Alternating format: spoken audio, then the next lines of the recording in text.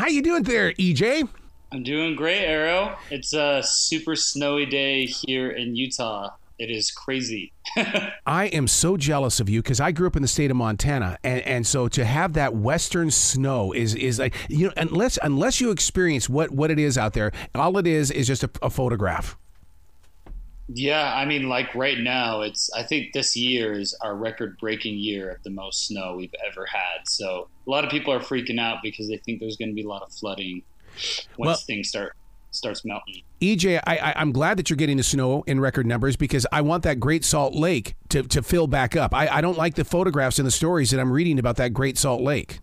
Oh, yes. Hopefully we can channel all of the runoff straight back into the lake. And I think if we have 2 more winters like this, we should be back to normal, hopefully. And isn't it weird how Mother Nature is doing that? Because look at California. All of those lakes were drying up too, but now they're not complaining. Yeah. Literally, though, it's kind of like, oh, okay, I see you're suffering. Here we go. Let's bring it back. Have you noticed how many musicians are moving to Utah? Because I've talked with so many creative people that are setting up shop in the Utah area. What's the vibration? What's going on out there that everybody is attracted to it? I really feel like Utah has just this really beautiful, peaceful energy to it. Post Malone, I think that's it. And being one of them, out to Park City. I think he didn't really like the LA vibe that he was getting and whatnot. It's very, how do I say it? It's a business sharky world. You know what I mean? And I feel like Utah is just, you come out here and things are a little less expensive than California. You get lakes, you get mountains, you can even find deserts and little Saharas, and it's just, I don't know. I feel the exact same way whenever I leave out of town for travel on vacation or for music. It's super fun, but when I come back home, I'm like, oh, this is home. I just can't move. This just feels like home to me. And not even the fact that my family's here. It's just the geological beauty you get and the feeling you get, and it's not overly crowded and populated as well. So people are always like, we have enough in Utah, like stop coming here. I'll tell you, when I fly into Salt Lake City, I really honestly feel something. I feel like I've arrived someplace. And so when I have a 2 or 3 hour layover there in Salt Lake City, I just want to feel that moment. Yeah. I totally get that. And the airport's brand new. It's super beautiful. I think you can see the mountains. The East Wasatch Mountains from there. But and even though it doesn't have maybe as much opportunity as far as music industry connections like LA, Nashville, and New York has, online now you can, if you're building your own following online, people are going to come to you. I'm blessed with the opportunity to talk with a lot of punk rock bands that are from that area, and I think it's funny that they call Utah home because punk rock is it's all about the angst or selling a message, but they love Utah. They love Utah. Yep. It's the least angsty place you can live.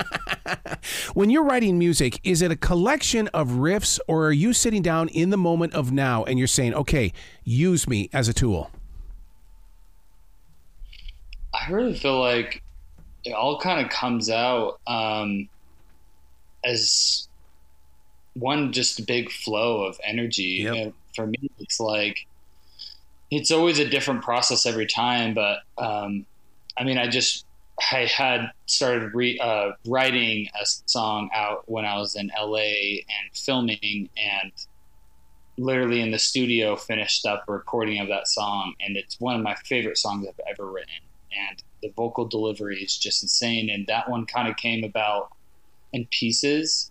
Like I had had 2 melodies, like a verse and a chorus, but then the verse was way too similar to a John Mayer song. Yeah.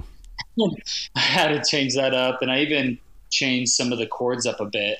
But the chorus melody I always kept for the most part. That's what I've always loved about music is the fact that it's like a growing period, and I just wish more listeners understood the process of how a song comes to life, and that it doesn't just happen. It's got to be able to ferment. Yeah, it's so weird because I have had, some songs kind of come out really quickly as far as like a melody and a lyric per se but even those songs, maybe they take a little bit more time in the back end as far as figuring out the recording side and production side of it. Where some songs, take a lot more time in the writing portion as far as like getting the melodies and the lyrics right. And I spend a lot of time on lyrics now, not like I used to, but lyrics, man, there's so many things that have been said and overdone that I really want to say an experience like this song had to do with heartbreak, but I'm like, that's been done so often. Like, how do you say heartbreak in a different way and in your own perspective, and what angle are you coming from? Are you the heartbroken? Are you the heartbreaky? Like there's so many ways to go about it. And I tried to be as least cheesy and cliche as possible. Yeah. In a very positive way, do you see yourself as being that person where viewers as well as people discovering you are saying, that's him? I want to be like him, because your openness has been so transparent, and you're helping to heal a lot of people in hiding. And I feel that the way that the world is changing, that a lot of people are going to go back into hiding. How do you stay open and help push everything forward the way that you are? Man, that's a great question, because it has taken a lot of vulnerability, because I've been, for the past 5 years have reached this level of just bravery and like sharing myself. And there's some times where I'm like, oh, man, I'm done talking about this, and reliving this over and over again and whatnot. But I really try to take myself out of my own feelings and emotions. And I'm trying to think about other people and like that person who, even at like a show, I played the jazz game halftime show at this like Pride event, but it wasn't, it wasn't like this LGBTQ plus community coming. It was a Utah crowd coming. Yeah. And I'm coming in and sharing my story, and I'm thinking about the maybe 1 to 2 to 5 people out there that are still struggling with accepting themselves or really coming to terms with who they are. And, I try to speak for those people and have the bravery, to deal with the backlash, to deal with the negative comments that you get, to deal with the pressure and whatnot. And I try to keep that always in the back of my head, that I'm like, I'm not doing this for just me. I was able to do this for myself. Now I want to help free and release others as well. And